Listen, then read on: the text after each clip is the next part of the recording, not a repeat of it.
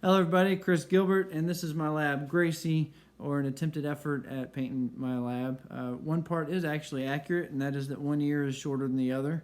Everything else is not quite as accurate.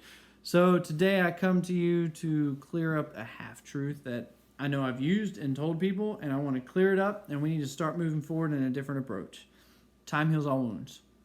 It's only half the story.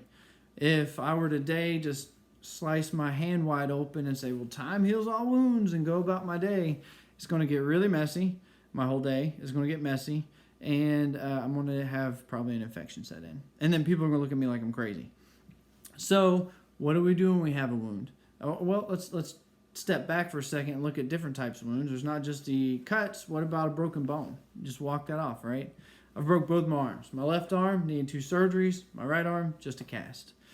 So what do? We look at the wound, we assess the damage, we disinfect if needed, we continue to look at it and change what's going on. If it's as the cut gets better or the break gets better, we change the procedure as to what the rest of the healing looks like. We are cautious, got to be cautious because it can be re-injured over time, and sometimes a doctor has to get involved.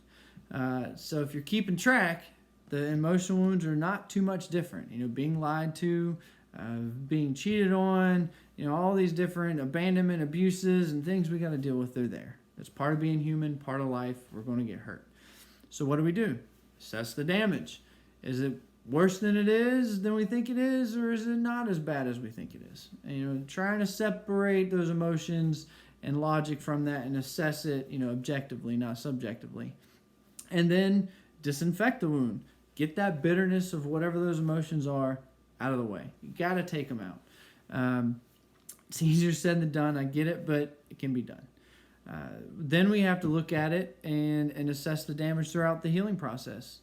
How are we healing? What do we need? And lastly, sometimes a doctor is needed. There's no shame in it. Everybody have an awesome day. Apply this thought to your past and think about some things maybe you're still dealing with, and see what you need to do. And you can comment below, and let's have a discussion if we need to, one-to-one, and tell you what I've done, because I've been through some wounds, and thankfully this year I have an incredible amount of healing, and I'm open to talking about it. Everybody have a great day.